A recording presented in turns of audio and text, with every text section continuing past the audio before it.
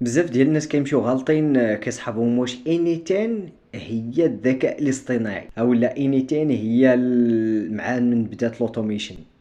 هو الذكاء الاصطناعي ماشي هو انيتين، وانما انيتين هي غير واحد التول اللي كتستعمل الذكاء الاصطناعي في التطوير ديال الاوتوميشن وفي السرعه ديالو. وانيتين كتول ديال الاوتوميشن ماشي هي اللي بدات الاوتوميشن اصلا، حيت الاوتوميشن كانوا كيديروه ديفلوبرز قبل. غير باش كنتي دير لوطوميشن قبل كيخصك تكون ديفلوبر ولا تكون سوفتوير انجينير باش تقدر انك تبروغرامي تولز اللي كيديروا واحد النوع ديال لوطوميشن على حسب نتا شنو بغيتي، او على حسب الكليان ديالك شنو بغا. هادشي ماشي اي واحد يقدر يديرو.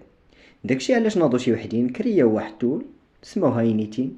هاد ينيتين هي اوبن سورس يقدر اي واحد يديفلوبي فيها، كتسهل عليك انك اوتوماتيزي اي نوع ديال التاسكس عندك كيف ما بغاو يكونوا. وتقدر في هاد التاسكس هادو تاجوتي اي اي مودلز و اي اي ايجنتس اللي يقدروا انهم يسهلوا عليك بزاف ديال الامور، خصوصا في البحث، خصوصا في انك تقلب على داتا معينه ما غاديش تلقاها مثلا عندك في شي داتا. وهذا الشيء كامله باش يختصر عليك لي تاسك ديالك ويخليك انك تخدم مرتاح وتستهلك بلا ما تهلك.